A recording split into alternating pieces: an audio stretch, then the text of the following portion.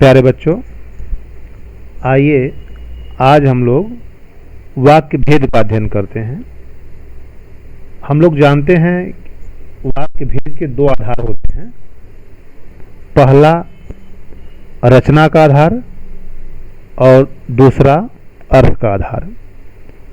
रचना के आधार पर वाक्य के तीन भेद होते हैं: सरल, संयुक्त और मिश्रित, जिसे इंग्लिश में सिंपल सेंटेंस, कंपाउंड सेंटेंस और कॉम्प्लेक्स सेंटेंस कहते हैं। सरल, संयुक्त और मिश्रित रचना के आधार पर। और अर्थ के आधार पर हम आज अध्ययन करेंगे। तो सबसे पहले हम यह समझें कि वाक्य किसे कहते हैं।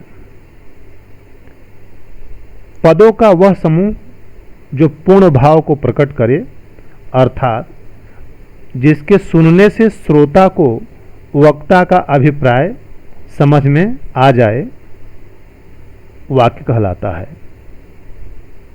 सरल भाषा में हम यह कह सकते हैं कि पदों के सार्थक समूह को वाक्य कहते हैं। पद हम यहाँ देख रहे हैं, एक उदाहरण सामने लिखा हुआ है।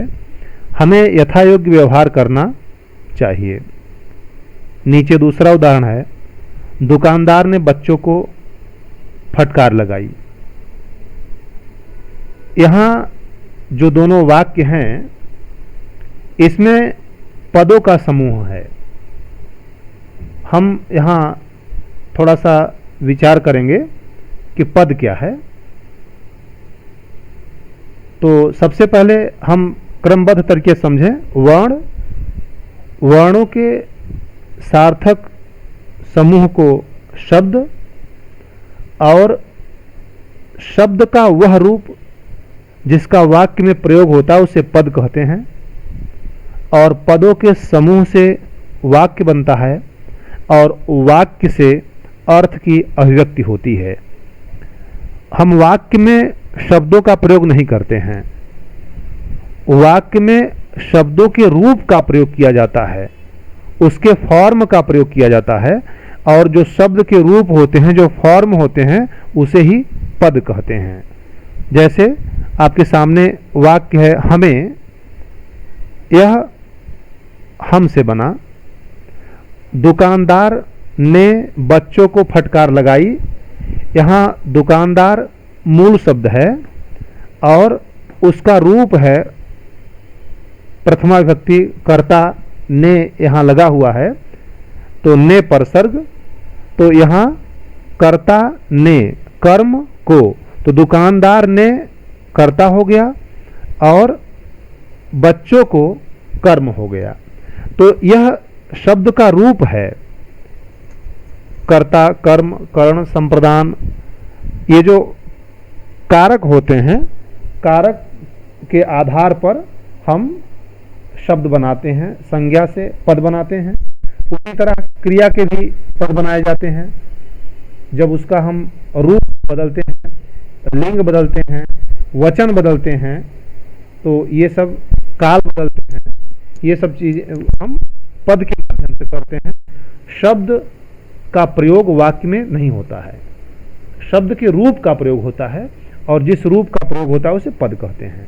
तो वर्ण से शब्द, शब्द से पद, पद से वाक्य, और वाक्य से अर्थ की अभिव्यक्ति होती है। तो जब पदों के सार्थक समूह से अर्थ की अभिव्यक्ति होती है, अर्थ प्रकट होता है, उसे हम वाक्य कहते हैं। तो आइए देखते हैं अर्थ के आधार पर वाक्य भेद। अर्थ के आधार पर वाक्य के 8 भेद होते हैं। हमने रचना के आधार पर पढ़ा था, उसके 3 भेद होते हैं: सरल, संयुक्त और मिश्रित। अर्थ के आधार पर वाक्य के 8 भेद होते हैं: विधानवाचक, निषेधवाचक, प्रश्नवाचक, आज्ञार्थक, इच्छाबोधक या इच्छा सूचक, विस्मयादिबोधक, संदेह सूचक और संकेतार्थक या संकेतवाचक वाक्य। ये 8 भेद। अब आगे हम देखते हैं कि किस वाक्य के प्रकार का, किस तरह का वाक्य होते हैं और क्या उनकी विशेषताएं होती हैं। तो सबसे पहले हम देखते हैं विधानवाचक। विधानवाचक जिसमें सामान्य सूचना मिलती है, सामान्य जानकारी मिलती है, जिसे इंग्लिश में अफर्मेटिव सेंटेंस कहते हैं, हिंदी में उसे हम विधानवाचक कहते हैं। तो यहाँ उदाहरण दे रहे हैं, आज हम लोग खेलने जाएंगे, बच्चे पढ़ रहे हैं, एक सामान्य जानकारी, एक सामान्य सूचना मिल रही है, तो यह विधानवाचक है कि आज हम लोग खेलने जाएंगे, बच्चे पढ़ रहे हैं, खिलाड़ी खेल रहे हैं, दुकानें खुली हैं, समाचार आ रहा है, बारिश हो रही है। ये सब सूचना की बातें हैं और सामान्य जानकारी की बात, ये विधानवाचक वाक्य हैं। आगे दूसरा भेद है निषेधवाचक वाक्य, जिसमें नकारात्मक का बोध होता है, नहीं का बोध होता है। नकारात्मक वाक्य जिसे हम कहते हैं उसे निषेधवाचक भी कहते हैं। निगेटिव सेंटेंस, इंग्लिश में इसे निगेटिव सेंटेंस कहते हैं। आज हमने ऊपर पढ़ा कि आज हम लोग खेलने जाएंगे, इसका निषेधवाचक बना, इसका नकारात्मक बना, आज हम लोग खेलने नहीं जाएंगे। बच्चे पढ़ रहे हैं, बच्चे नहीं पढ़ रहे हैं। बारिश हो रही है, बारिश नहीं हो रही है। खिलाड़ी खेल रहे हैं, खिलाड़ी नहीं खेल रहे हैं। तो जहाँ नकारात्मकता का बोध होता है उसे निषेधवाचक वाक्य कहते हैं। अगला भेद है प्रश्नवाचक वाक्य। प्रश्नवाचक, इसमें सबसे बड़ी पहचान, इसमें प्रश्नसूचक शब्द होते हैं और वाक्य के अंत में प्रश्नवाचक चिन्ह का प्रयोग होता है। देखें इसमें कि क्या आप मेरा सहयोग करेंगे, यहां क्या जो है प्रश्नसूचक शब्द है। दूसरा वाक्य है तुम्हारे पढ़ने का समय कब होगा, यहां कब। तो क्या, कब, कैसे, कहाँ, कितना, ये शब्द आते हैं तो प्रश्नवाचक वाक्य होते हैं। इसमें प्रश्नसूचक शब्द भी होंगे और प्रश्नसूचक निशान चिन्ह भी होगा।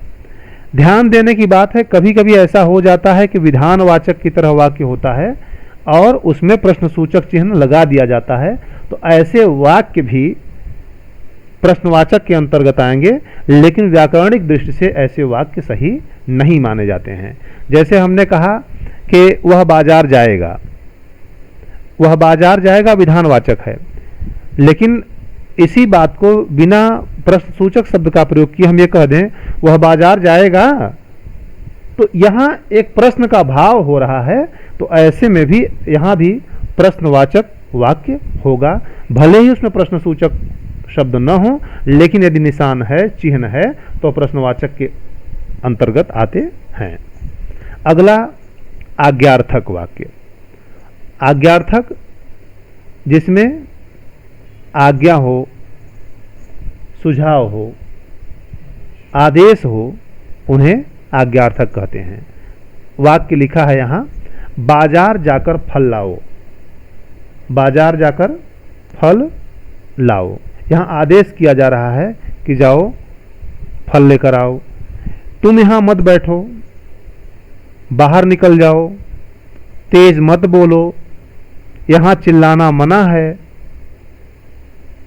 ये सारे सभी वाक्य आज्ञार्थक हैं, जिसमें आदेश, आज्ञा हो, वे सब आज्ञार्थक वाक्य होते हैं। अगला है इच्छा बोधक वाक्य, जिसमें इच्छा और कामना हो, वहाँ इच्छा बोधक वाक्य होता है। जैसे यहाँ पहला वाक्य दिया गया है, काश इस जंग में भारत की विजय होती, एक इच्छा है। ईश्वर आपका कल्याण करें, यह कामना की बात है। यहाँ दोनों वाक्य इच्छा बोधक हैं।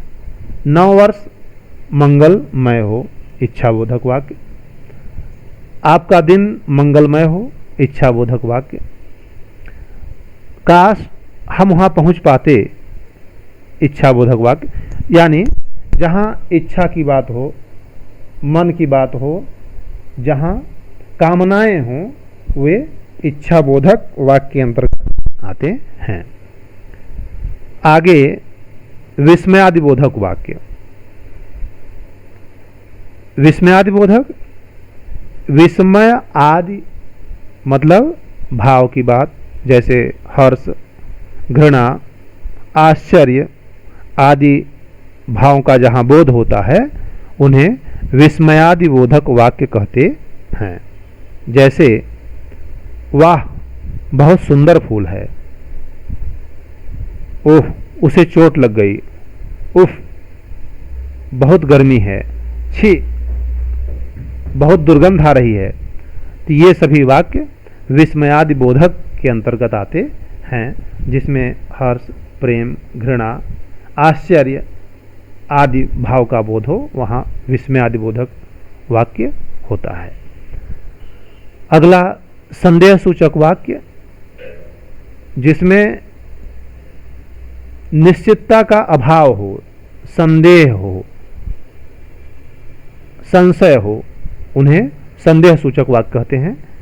इसमें जैसे शायद, सकना या संभवतः आदि का प्रयोग किया जाता है।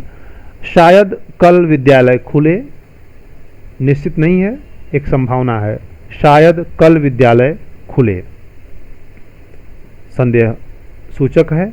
हो सकता है आज वर्षा हो, निश्चित नहीं है, हो सकता है आज वर्षा हो। आज बारिश हो सकती है, संभवतः कल कई मेहमान आएंगे।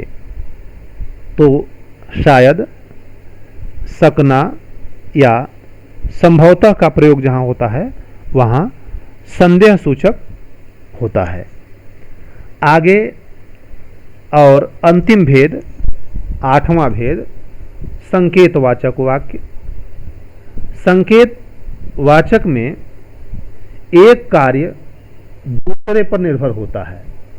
यदि यह होगा तब वो होगा, मतलब एक कार्य दूसरे पर आधारित होता है। यदि मतलब अगर एक होगा तब दूसरा होगा, एक नहीं होगा तो ये दूसरा नहीं होगा। जैसे यहाँ उदाहरण दिया गया है, यदि स्थिति सुधर जाए तो विद्यालय खुले, मतलब पहले स्थिति सुधरेगी तब विद्यालय खुलेंगे। अगर आप आए तो मैं भी पहुंचूं, मतलब मेरा पहुंचना तब होगा जब आप आएंगे, विद्यालय तब खुलेंगे जब स्थिति सुधर जाएगी। यदि बच्चे मेहनत करते तो अच्छे परिणाम आते। अच्छे परिणाम कब आएंगे? जब बच्चे मेहनत करेंगे।